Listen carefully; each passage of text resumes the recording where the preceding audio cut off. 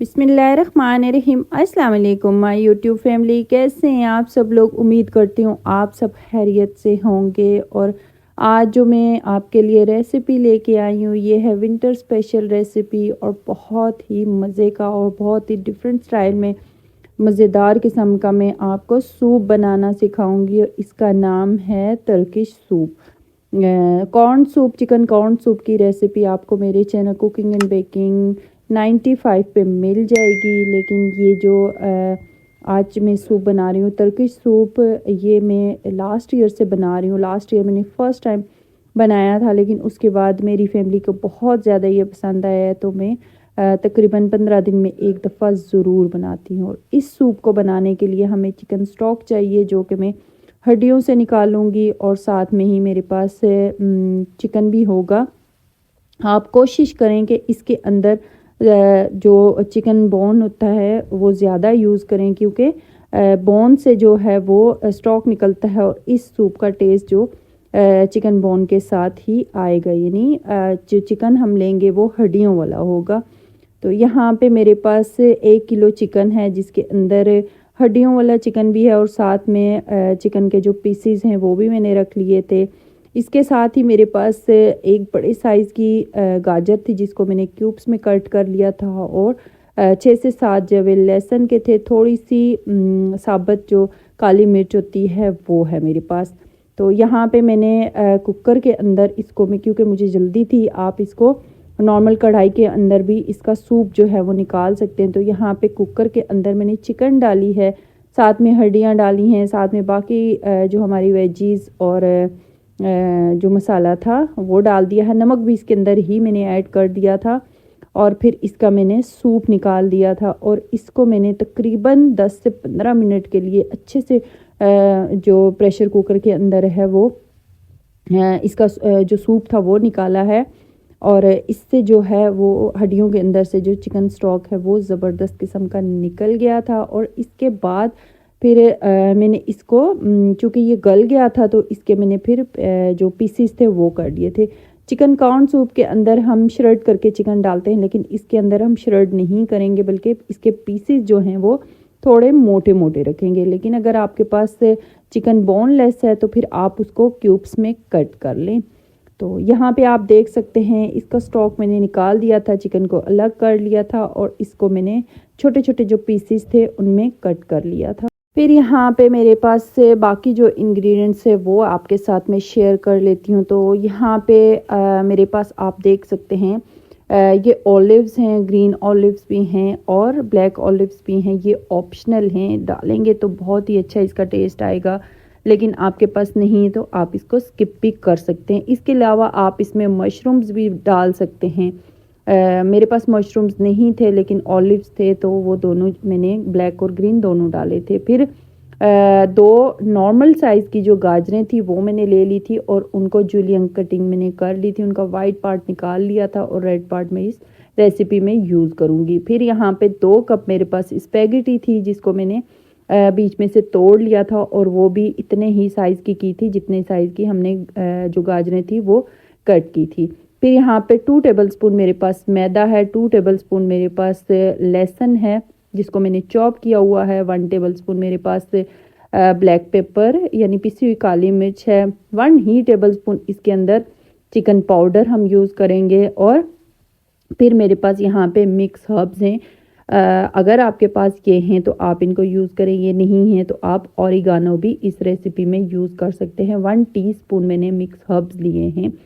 फिर यहाँ पे आप सॉसेज जो मैं इस्तेमाल करूँगी उसके अंदर चिली सॉस है, 2 टेबलस्पून मैं यूज़ करूँगी। 3 टेबलस्पून इसके अंदर विनेगर यानी सफ़ेद सिरका मैं यूज़ करूँगी। और ये आप देख सकते हैं मेरे पास 2 किस्म का सोया सॉस है, एक डार्क सोया सॉस है और एक लाइट सोया सॉस है।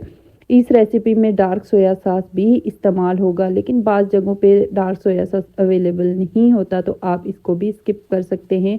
यहाँ पे 1 टेबलस्पून डार्क सोया सॉस और 2 टेबलस्पून में लाइट सोया सॉस यूज़ करूँगी। लेकिन अगर आपके पास डार्क सोया सॉस नहीं है तो आप लाइट सोया सॉस यूज़ करें, और फिर उसके आपने 3 टेबलस्पून यूज़ कर लेना है।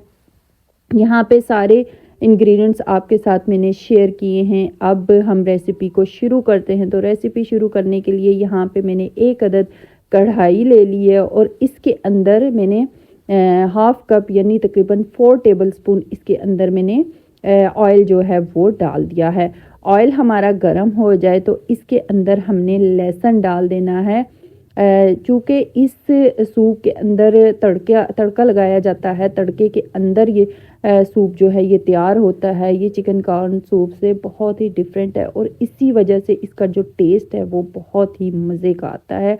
तो यहाँ पे जो लहसुन है, लहसुन को हमने हल्का सा सौते करना है। हमने इसको बिल्कुल भी कलर नहीं देना, जस्ट हमने इसका कच्चापन जो है वो दूर करना है। और फिर हमने इसके अंदर हमारे पास जो जूलियन कटिंग में गाजरें थी वो ऐड कर देनी है और गाजर को भी हमने जस्ट 2 मिनट के लिए इस लहसुन के साथ अच्छा सा फ्राई कर लेना है। फ्राई करने के बाद फिर हमने इसके अंदर हमारे पास जो चिकन हमने पीसीज करके रखे हुए थे वो भी ऐड कर देना है।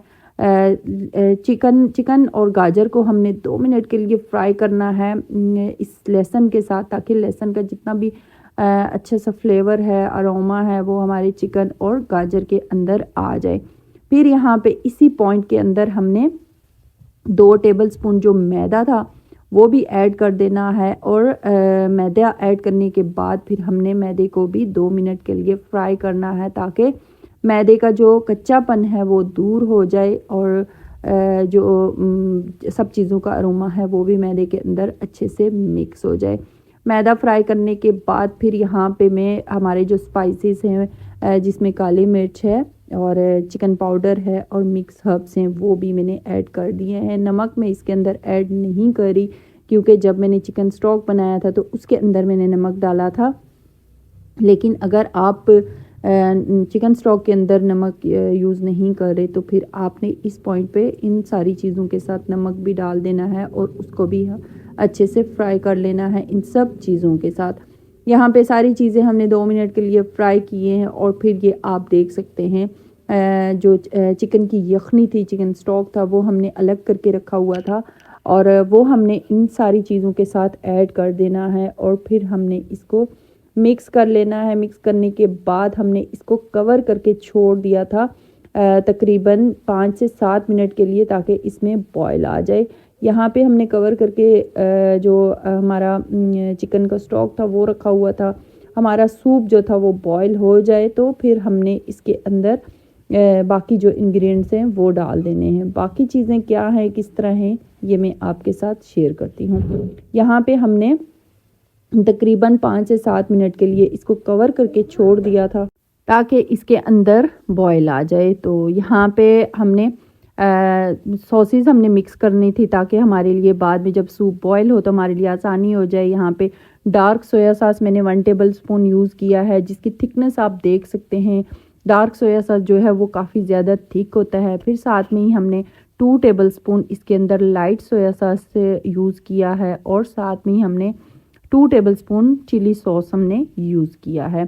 3 टेबलस्पून इसके अंदर सिरका इस्तेमाल होगा, सिरका थोड़ी ज़्यादा क्वांटिटी में यूज़ होगा। वो हमने सारी चीज़ें हमने मिक्स करके एक साइड पे रख ली थी और फिर अब इतनी देर में हम देख लेते हैं कि हमारे सूप की क्या कंडीशन है। तो यहाँ पे जब मैंने ढक्कन उठाया है तो ये आप देख सकते हैं सूप जो है वो बड़ा ज़बरदस्त किस्म का बॉयल हो रहा था और इस सूप की जो खुशबू थी वो पूरे किचन में फैली हुई थी, क्योंकि हमने इसके अंदर जो मिक्स हर्ब्स डाले थे उनकी स्मेल जो थी वो बहुत ही ज़बरदस्त, बहुत ही अच्छी थी। यहाँ पे सूप जो था वो बॉयल हो चुका था। अब इस पॉइंट पे हमने इसके अंदर जो हमारे पास स्पैगेटी थी वो डाल देनी है, क्योंकि स्पैगेटी हमारे पास कच्ची थी और सूप हमने अभी और मज़ीद पकाना था। तो इसमें हमने जो स्पैगेटी थी वो डाल दिया है ताकि जितनी देर में सूप हमारा बॉयल होता है अच्छे से इसमें फ्लेवर आता है, ये पकता है, तो हमारी स्पैगेटी भी इसके साथ ही जो है वो बॉयल हो जाए यानी गल जाए। यहाँ पे स्पैगेटी डालने के बाद फिर हमने स्पैगेटी को अच्छे से मिक्स किया है। मिक्स करने के बाद फिर अगेन हमने इसको कवर करके छोड़ देना है और 5 मिनट के लिए हमने इसको पका लेना है ताकि सूप भी हमारा अच्छे से पक जाए और स्पैगेटी जो थी वो भी गल जाए।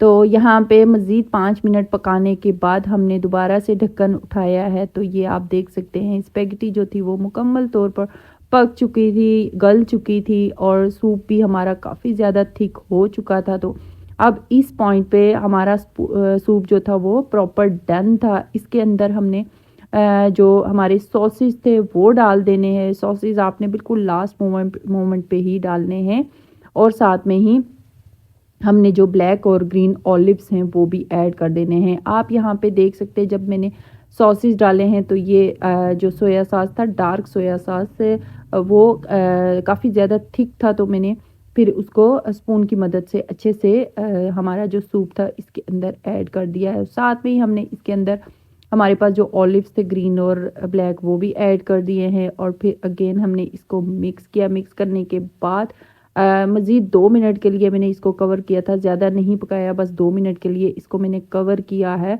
और फिर उसके बाद ये आप देख सकते हैं सूप हमारा डन है। लेकिन अभी ये आप देख सकते हैं गाढ़ा नहीं है जिस तरह सूप होता है। तो इसको गाढ़ा करने के लिए हमने फिर इसके अंदर हमारे पास कॉर्नफ्लोर था जो हमेशा सूप के अंदर यूज़ होता है। तो यहाँ पे 4 टेबलस्पून मैंने कॉर्नफ्लोर मैंने यूज़ किया है। थोड़े से पानी के अंदर घोल के मैंने पहले से रख लिया था और फिर इसमें थोड़ा थोड़ा करके मैंने सूप में ऐड करना है ताकि हमें जितनी सूप की थिकनेस है वो चाहिए होगी तो उसके हिसाब से हमने इसके अंदर फिर थिकनेस लानी है। तो फिर यहाँ पे हमने थोड़ा थोड़ा करके जो हमारा कॉर्नफ्लोर था वो ऐड किया था। चूँकि मेरे पास सूप की क्वांटिटी काफ़ी ज़्यादा थी तो मैंने इसके अंदर फिर 4 टेबलस्पून जो कॉर्नफ्लोर था वो सारा ही डाल दिया था और फिर इसको मैंने कवर कर दिया था ताकि हमारा सूप जो था वो गाढ़ा हो जाए, ये ठीक हो जाए, जैसे सूप होता है ऐसे हो जाए। तो फिर मैंने इसको मज़ीद फुल फ्लेम पे ही 5 मिनट के लिए कवर किया था। 5 मिनट पकने के बाद हमारे सूप की जो लुक है वो कुछ इस तरह की है। ये आप देख सकते हैं सूप काफ़ी ज़्यादा थिक हो चुका है। मैं आपको करीब से इसकी लुक दिखाती हूँ कि सूप की कंडीशन कुछ इस तरह की है। आप देख सकते हैं इसके अंदर कोई हमने एग का इस्तेमाल नहीं किया, यानी जिन जिन लोगों को एग या अंडा नहीं पसंद तो ये एगलेस सूप जो है ये उनके लिए है।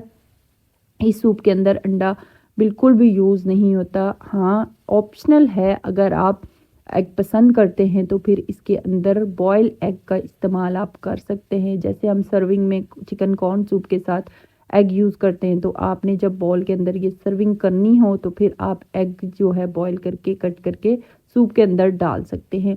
यहाँ पे आप देख सकते हैं अब मैंने इसको एक डोंगे में शिफ्ट कर लिया था और फिर इसकी थिकनेस आप देख सकते हैं, इसकी लुक आप देख सकते हैं ये किस कंडीशन का सूप है और कितना ही फ्लेवरफुल सूप ये है। जितना देखने में ये अच्छा लग रहा है इससे कहीं गुना ज़्यादा इसका जो फ्लेवर था वो था। बहुत ही मज़े का, बहुत ही डिफरेंट से ये सूप है क्योंकि इसके अंदर जब हम लहसुन फ्राई करके चीज़ों को ऐड करके उनको भी फ्राई करके बाकी चीज़ें जो यूज़ करते हैं उनका फ्लेवर बहुत अच्छा आता है। स्पेशली मिक्स हर्ब्स या ऑरिगानो है आपके पास तो उसका फ्लेवर इसके अंदर बहुत ही मज़े का आता है। यहाँ पे आप देख सकते हैं मैंने एक बॉल के अंदर इसकी सर्विंग की है और फिर ये आप देख सकते हैं इसकी लुक कुछ इस तरह की है। इतना मज़े का, इतना फ्लेवरफुल ये सूप है। सर्दियों के हिसाब से बहुत ही बेस्ट रेसिपी है। आप ज़रूर ट्राई कीजिएगा अपनी फैमिली के साथ, इस सूप को इंजॉय कीजिएगा और मुझे दुआओं में याद रखिएगा। तो अब मुझे दीजिए इजाज़त। उम्मीद करती हूँ आज की ये टर्किश सूप की रेसिपी आपको बहुत पसंद आई होगी।